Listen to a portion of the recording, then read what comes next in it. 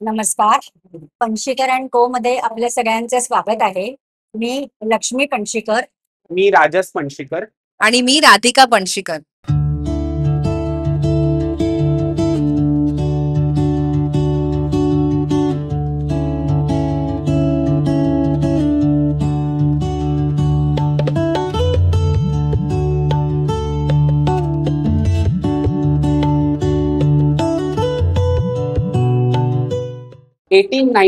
मध्ये जन्म झालेला श्री भालचंद्र नारायण पणशीकर म्हणजे माझे पणजोबा हे मुंबईला यांचा जन्म झालेला. ते काही वर्षांनी वयाच्या 14व्या वर्षी ते मुंबईला आले. खूप स्ट्रगल केला आणि 1931 मध्ये पणशीकर रेस्टॉरंट आज हे जे दुकान आहे ते त्यांनी एस्टॅब्लिश केलं. त्याच्यानंतर ही जी लेगसी आहे ती माझ्या आजोबांनी परशुराम भालचंद्र पणशीकरांनी कंटिन्यू केली आणि त्यांचे पण त्यांच्या वेळेला त्यांच्या पिढीला वेगवेगळे स्ट्रगल होते. त्याच्यानंतर माझे बाबा नारायण पणशीकर आणि माझी आई लक्ष्मी पणशीकर या दोघांनी तिसरी पिढी या दुकानामध्ये सगळं मॅनेज करून आज या दुकानाचं वेगळं नाव केलं, खूप फेम आणलं. आणि आता मी आणि माझी बहीण आम्ही त्याला जॉईन करून आज आम्ही तिघं जण या नवीन पिढीला पणशीकरांची लेगसी कंटिन्यू करतो. सो 1931 पासून आतापर्यंत आम्ही एक गोष्ट कॉन्स्टंट ठेवली आहे, ती म्हणजे आमची चव, आमची टेस्ट क्वालिटी ही टॉप नॉच आहे आतापर्यंत. तेव्हापासून आम्ही तीच क्वालिटी मेंटेन केली आहे, ती चव मेंटेन केली आहे. आणि सेकंडली आमच्याकडे उपवासाचे आयटम्स हे आमचे बेस्ट सेलिंग आयटम्स आहेत. आम्ही महाराष्ट्रीयन पद्धती, आपली महाराष्ट्रीयन संस्कृती आणि महाराष्ट्रीयन कल्चर जपलंय आतापर्यंत आणि ते पुढेही जपत राहू. आणि आम्ही तसेच हे रेस्टॉरंटमध्ये, आमच्या शॉपमध्ये महाराष्ट्रीयन मिठाई आणि महाराष्ट्रीयन आयटम्स ना जास्त फोकस ठेवलाय. कुठल्याही प्रकारे बाकीचे क्युझिन्स आणून त्याच्यात मिक्स नाही केलंय. सो ही एक ऑथेंटिसिटी आम्ही इकडे मेंटेन केली आहे तेव्हापासून. कसं होतं की पूर्वी जेव्हा माझ्या सासऱ्यांनी जेव्हा चालू केलं, आजी सासऱ्यांनी, त्यावेळेला कसं होतं की त्यांची लिमिटेड पेढे, बर्फी, मोदक ते त्या जनरेशनच्या लोकांना तितकंच एक हे होतं म्हणून ते चालू असायचं. सणासुदीला आपण गोड करायचो, तेवढं गोड जास्ती असायचं. हे त्याप्रमाणे तेव्हापासून ते चालू होतं. जसजसं हे जनरेशन पुढे पुढे जात गेलं तसतसं मग थोडेफार त्या जनरेशनला अनुसरून आमचे पदार्थ वाढत गेले. मग पुणेरी मिसळ आली.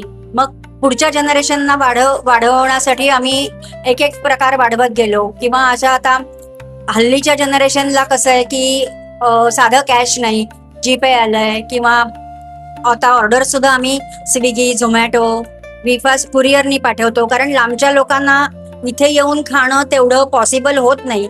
काही म्हातारे असतात पण त्यांना आमची चव हवी असते, कारण आम्ही आतापर्यंत ती क्वालिटी मेंटेन केलेली आहे. त्याच्यामुळे लांब लांबच्या लोकांना सुद्धा आमचं हवं असतं.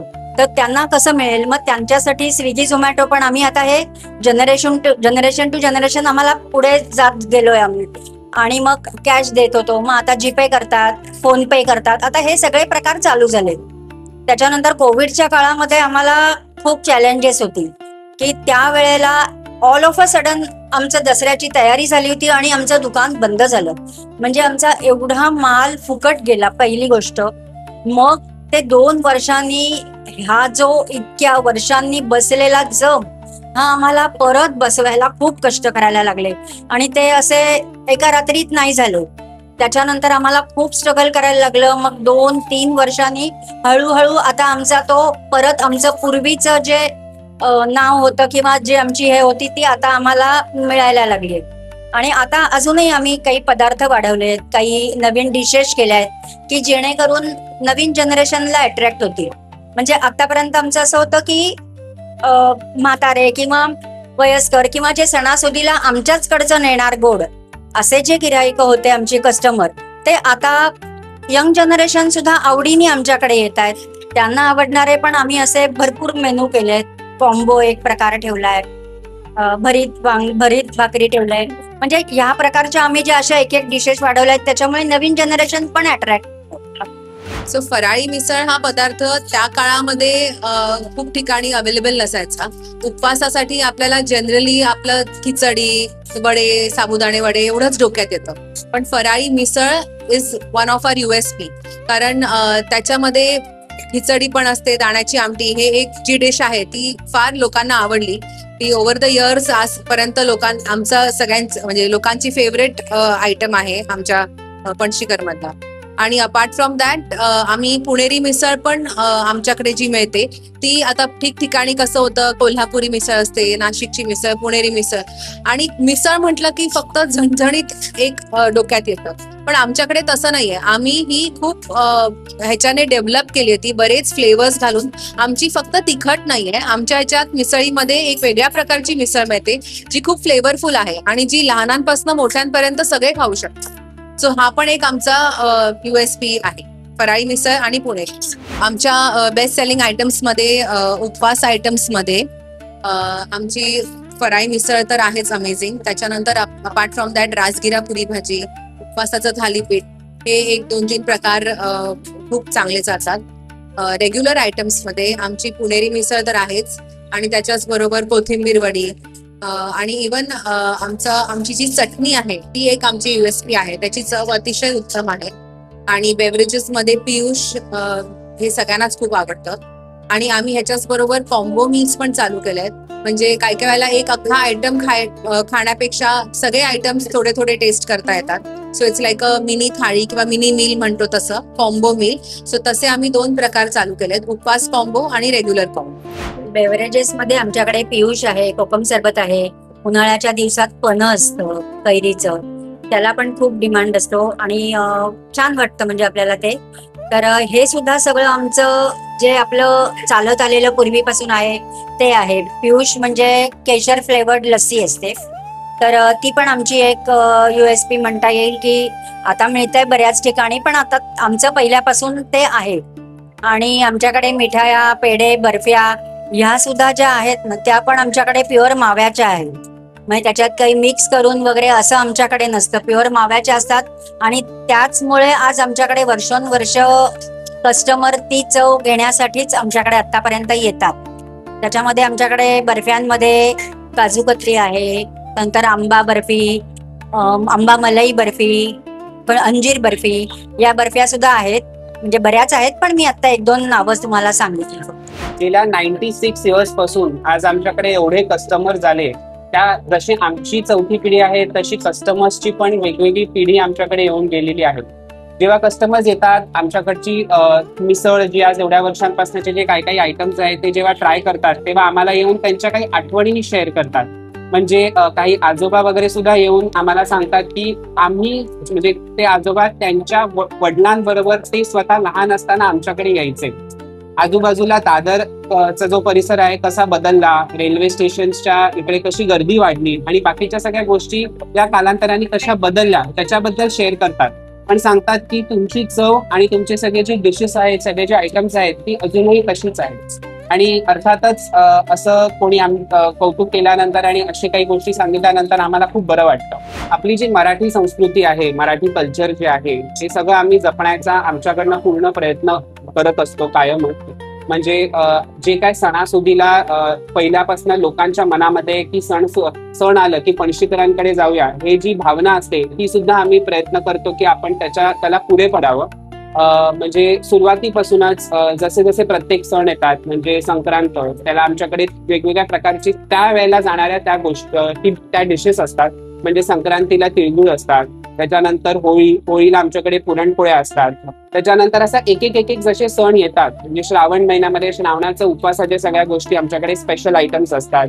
त्याच्यानंतर गणपतीमध्ये आमच्याकडे मोदक असते. मोदकमध्ये त्यावेळेला आमच्याकडे वेगवेगळ्या प्रकारची व्हरायटी असते. 5 प्रकारचे फ्लेवर्सचे मोदक असतात. वेगवेगळ्या साईजेस मध्ये सुद्धा आमच्याकडे मोदक असतात. म्हणजे 1.25 किलोच्या मोठ्या मोदकापासून ते छोट्या मोदकापर्यंत लोकांना मुंबईमध्ये वेगवेगळ्या प्रकारे सगळ्यांपर्यंत पोहोचावे अशा प्रकारचे आम्ही फॅसिलिटीज पण अवेलेबल करतो त्यांच्यासाठी. आणि दिवाळीमध्ये दिवाळी फराळपर्यंत या सगळ्या गोष्टी आमच्याकडे आम्ही अवेलेबल करतो. सगळ्या सणांना लोकांना आवडेल असे वेगवेगळे पदार्थ आमच्याकडे असतात. जसजसं जनरेशनच्या नीड्स असतात आणि जसजसं काळ पुढे जातोय तसतसं आम्ही पण आम्हाला अपग्रेड करतोय. आणि आत्ताच्या काळाला जास्त मॅटर काय करतं, कन्व्हिनियन्स, ऑफ व्हरायटी, म्हणजे आधीच्या काळी इकडे लोक येऊन घ्यायची, तेच आम्हाला थोडंसं अपग्रेड केलंय आताच्या करंट सिच्युएशन आणि करंट नीड्स बघता. आम्ही स्विगी झोमॅटोवर अवेलेबल आहोत, आम्ही वीफास्टवर कुरिअर्स पाठवतो. आम्ही ट्राय करतो की जिथे जिथे लांबपर्यंत आम्ही आमचे फूड आयटम्स पोहोचवता येईल तेवढे पोहोचवतो.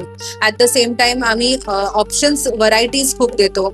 यंगर जनरेशनला काय अट्रॅक्ट होतं की आपण एकच आयटम खाण्यापेक्षा बरेच गोष्टी ट्राय करता आल्या पाहिजे एका ह्याच्यामध्ये, म्हणून आम्ही सगळ्या आयटमचे मिनी सायझेस करून कॉम्बो मील्स क्रिएट केलेत.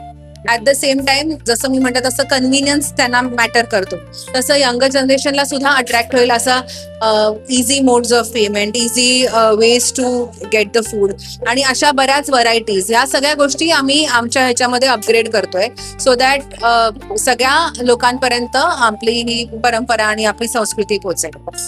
आजकाल कसं आहे की बरेच जण छोटे मोठे हॉटेल व्यवसाय सुरू करतात किंवा प्रत्येकाला आणि त्या ह्याच्यामधनं खूप स्ट्रगल करावं लागतं, सगळं करावं लागतं. पण आमचं जे लिगसी आम्हाला पहिल्यापासून जी मिळाली आहे 1931 सालापासून, तर आमचं एकच गोल आहे की कस्टमरना सॅटिस्फाय करायचं आणि आपली जी क्वालिटी चालत आलेली आहे ती कायम ठेवायची. उलट त्याच्यात आणखीन सुधारणा करून आम्ही ती सुधारू, आणखीन जर काही हे असेल तर. पण आम्हाला क्वालिटी मेंटेन करायची, आमचा हा गोल आहे की क्वालिटी मेंटेन करायची आणि जितक्यात जास्तीत जास्त आम्ही ग्राहकांना आनंदी करू शकू आमच्या चवीनी किंवा यांनी, हे आमचं बघण्याकडे आमचा दृष्टिकोन आहे आमचा. Thank you Indian Hospitality Magazine for creating an awareness under the campaign Atithi Devo Bhava. And we hope that young entrepreneurs create such legacies and there are many such success stories and I hope we inspire them. गेल्या 96 इयर्सची ही journey एका वाक्यात define करणं थोडं अवघड आहे, पण तरी मी प्रयत्न करतो. परंपरेची चव आणि मनातली आठवण जपणारे पणशीकर अँड को. नक्की भेट द्या दादर स्टेशन वेस्ट समोर